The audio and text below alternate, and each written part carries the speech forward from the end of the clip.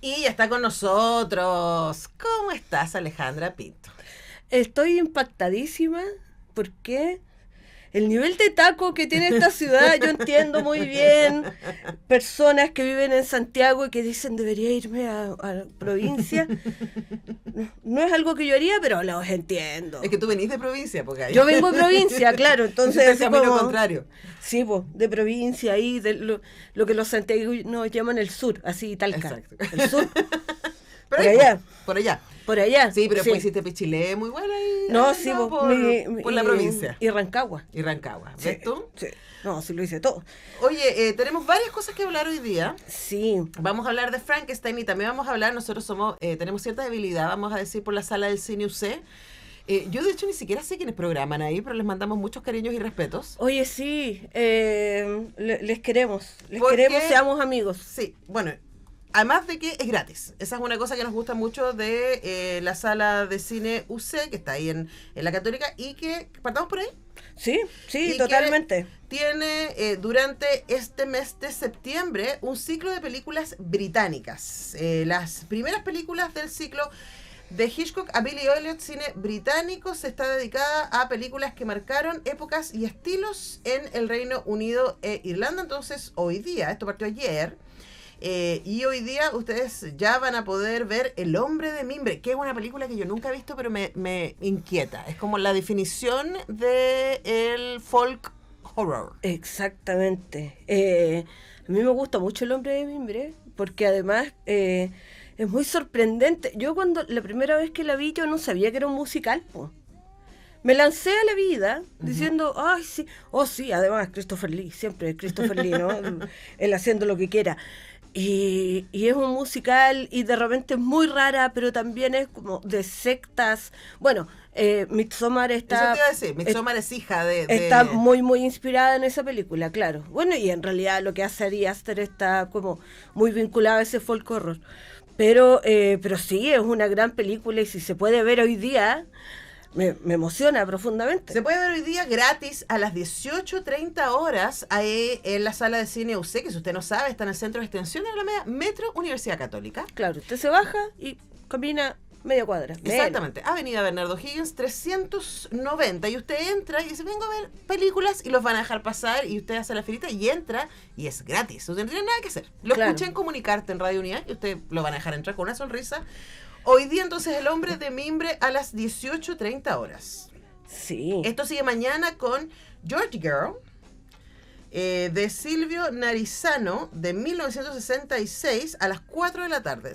¿Sabemos algo de esa película? No mucho. No, yo no le he visto y creo que esa es la gracia igual de estos ciclos que hace el cine UC, porque en general nos hacen ciclos con películas que han sido muy vistas o que son muy conocidas. Por ejemplo, está Mi pie izquierdo en este ciclo, está Billy Elliot. Sí. Siempre le digo Billy Idol. O Billy Joel. Me imaginé, Billy me Joel. imaginé a Billy Idol protagonizando a Billy Elliot. Y bonito sería. Sería otra cosa, sería Bonito, una cosa más punky. bonito, Anyway. digno, todo hermoso. Pero claro, están las zapatillas rojas de Powell y Pressburger, que creo que para los niñitos fanáticos de Scorsese es un must. Es un must. Sí, y además que hay que decir que esa es una película muy referenciada, que parece que fue una película optimista de baile, pero no lo es. Es una película bien oscurita. Sí. Las zapatillas rojas se va a presentar también mañana, pero a las 18:30. Si la quieren ir a ver, además es una gran obra plástica. Es muy hermosa. Además ahí aparece el rojo Marty, po. El rojo, ese rojo imposible que es como una especie de rojo fluorescente. Ujú. En esa película marca el nacimiento del rojo, de Sí, ese rojo. y quizás hay que poner en contexto que esta es una película del 48, que en esa época se estaba haciendo experimento con el Technicolor. Sí. Que, claro, desde finales de los 30, porque ya de finales de los 30 está El Mago de Oz y Lo que el viento se llevó, que fueron como las películas, grandes películas que mostraron lo que ya se podía hacer con las posibilidades de el color en el cine, porque los 30 van a ser la época de transición, Sí. aunque recordemos que en los 40 y 50 se siguen haciendo películas en blanco y negro dependiendo del género. En general lo que se pensaba era que las películas de gran espectáculo tenían que ser a color, como los peplum, los Claro que musicales. Y las películas tipo film noir, policiales y el horror iba a ser en blanco y negro. A mí me encanta esa idea, porque además uno se acostumbró tanto a ver noir en blanco y negro que después te encuentras con Chinatown y es como, ¿Qué? ¿qué cosa es esto? Sí. Igual Chinatown tiene la propuesta, la paleta de color igual bajita. Sí, es todo bajita. verde y gris. Sí. Ahora, es interesante porque del mismo año que las zapatillas rojas, o paralelamente está, a propósito en blanco y negro, El tercer hombre. Que, en mi opinión, tiene Sí. la mejor presentación de personaje de la historia del cine. Es que no puedo decir lo contrario, porque además ese personaje tan hermosamente presentado está interpretado nada más y nada menos, sin duda alguna, por el más grande, Orson Welles. Además, es un personaje... Aquí hay fanatismo. somos fans de Orson. Sí. Que, por si alguien no lo sabe, el director del Ciudadano Kane y de un puñado de películas, porque terminó muy pocas películas, comenzó muchas y terminó muy pocas, pero además Orson Welles tiene una carrera bastante prolífica como actor, Sí. luego como presentador de televisión. Tenía un programa en la televisión donde él presentaba películas. Y como actor de comerciales. Sí, también. así sobrevivió. Y como mago. Y como, oye, vean Fake, qué película más buena. Sí, Bueno, en ya. El tercer hombre, que no, el tercer hombre, que está dirigida por Carol Reed, pero que está basada en una novela, ahí siempre hay una discusión de cuánta influencia tuvo Orson Welles en su autodirección. Además, porque muchos de los actores que trabajan son parte de su propia compañía, de la Sí. Mercury. Y El tercer hombre es una gran película de posguerra, espionaje, etcétera. Y el personaje de Wells es fabuloso porque la mitad de la película están hablando de él y no lo vemos. Claro. Y cuando lo vemos, está en la oscuridad antecedido por un felino. Es fantástica esa escena. No, y la escena del carrusel, donde están en altura, ese speech. Y cuando, claro, es muy necesario que la gente vea El tercer hombre, Hoy además, día. ahora mismo, porque es súper importante en estos tiempos Sí. que estamos viviendo. Es una película sobre el fascismo y cómo el Es fascismo una película llega. sobre el fascismo. Pero no es una película bélica. No. Es como lo que pasa en la sombra. Tremendo. No sé qué más podemos decirle. El tercer hombre se va a presentar el miércoles a las 4 de la tarde. Me encanta. Oye, La dama desaparece, de Hitchcock. Es buena esa película. Lady también. Vanish. A ver, pongamos un poquito de contexto. Hitchcock empezó a hacer películas muy tempranamente, a los 19 años. Él se acerca a los estudios en Estados Unidos para llegar como asistente. Yo siempre me lo imagino así como el gordito que dibujaba. Así como, Claro. ¿qué puedo hacer acá? Y le dan la pasada y como era muy, y estos datos para la juventud, él era muy, siempre estaba. Entonces Claro. es como, oye, necesitamos a alguien que haga las luces. Ahí va Hitchcock. En algo que ahora podría parecer acoso. Pero no es acoso, es como... Explícame, quiero ver. No, quiero además saber como, qué es. como explotación.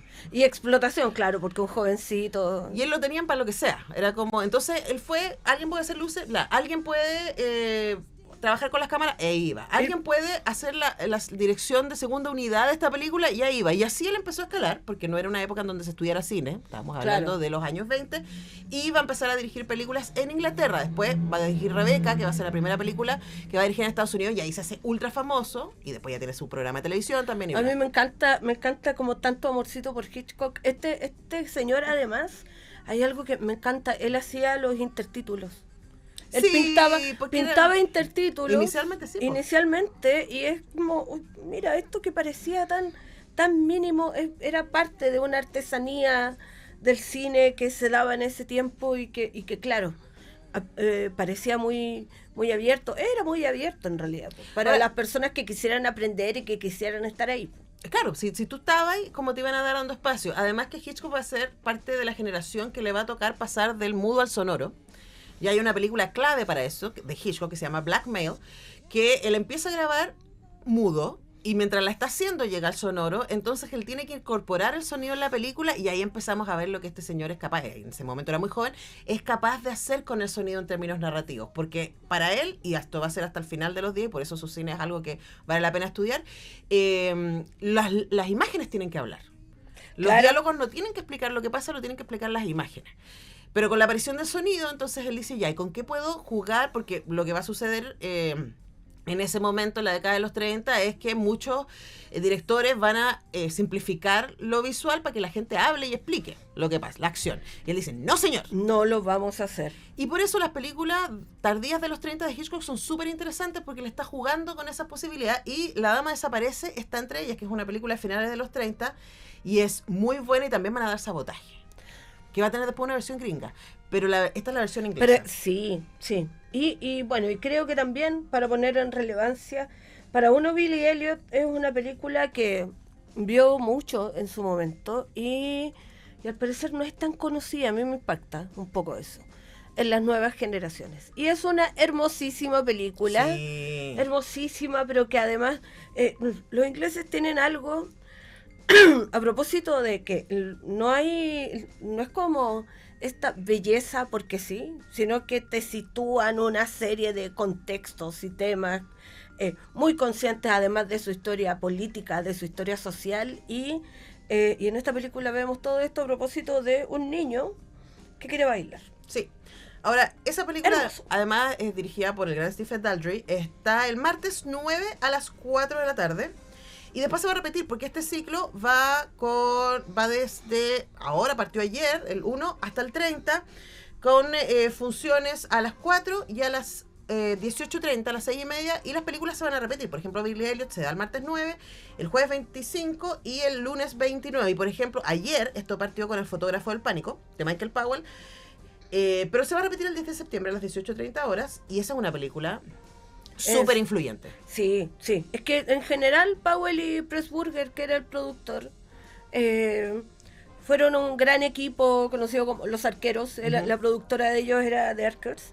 Y claro, hicieron esta película, hicieron La Zapatilla Roja, hicieron Black Narcissus, que también es un pedazo de película. Y claro, y mucho de estar trabajando con Technicolor y todo aquello, pero tiene una mirada muy muy muy linda a propósito del tipo de cine que quieren hacer, y Powell está siempre también incorporando temas, haciendo nuevas experimentaciones.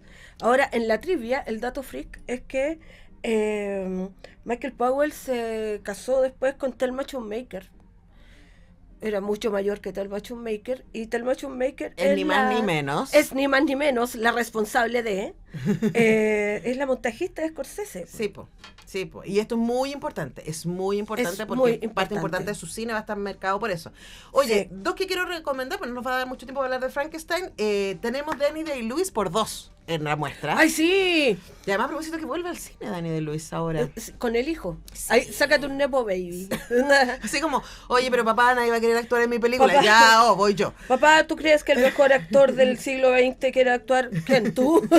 Sí. Bueno, y si ustedes tienen dudas de por qué Danny Day-Lewis es el mejor actor del siglo XX y parte del XXI, porque ha hecho un par de cosas en este Sí. siglo, van a dar Mi Pie Izquierdo el lunes 8 y el miércoles 10, dirigida por Jim Sheridan, que es una... Bueno, se ganó el Oscar por esta película. Ah, Y también van a dar una película que yo amo y además que sirve mucho para entender el conflicto irlandés, que es En el nombre del padre. sí. También de Jim Sheridan. 2 tremendas películas con Danny Day-Lewis que son parte de este ciclo. Y si ustedes quieren tener más información del ciclo, además la banda sonora de En el nombre del padre. Oye, sí. Hay una canción de Sinead O'Connor en esa banda sonora. Hay una canción de Bono en esa banda sonora. Dios mío. Bueno, pueden ir a la lista o a la página web, ahí se nos sale el fan, Sí. de Cine UC en Instagram, y también pueden buscarla en internet. Y antes de que se nos vayan, nos quedan 5 minutos, Alepín. Hablemos de Frankenstein. ¿Por qué vamos a hablar de Frankenstein? Porque se estrenó en el Festival de Venecia. ¿Y cuántas ganas tenemos? ¿Cuántas ganas tenemos de verla? de eso? Todas, absolutamente todas. Sí, nos interesa Frankenstein, nos interesa esta idea sobre la criatura, porque la película está dirigida por Guillermo del Toro. Lamentablemente en Chile no va a ir a cines, fíjate. Lo sé. Sí, cosa que ha provocado muchísimo dolor en muchas, pero se va a estrenar en Netflix. Sí, pero no es lo mismo. A menos que la vayamos a ver a tu casa. ¿La podéis ver en mi casa? Sí, sí. Ahí hay cabritas. Mira, oye, sí. Sí. Ya, las cabritas Marco Polo son mi perdición, hay que decir. Las Las de caramelo, las redonditas. oh, la cuestión Dios terrible. mío, no, terrible. Ya, oye. No coman. Pero bueno, se estrenó ahora con Oscar Isaac haciendo Oscar de Isaac haciendo Frankenstein, porque Frankenstein Frankenstein no es la criatura. Usted no se confunda. Uno piensa en Frankenstein y piensa en la criatura, pero realmente Frankenstein es el doctor.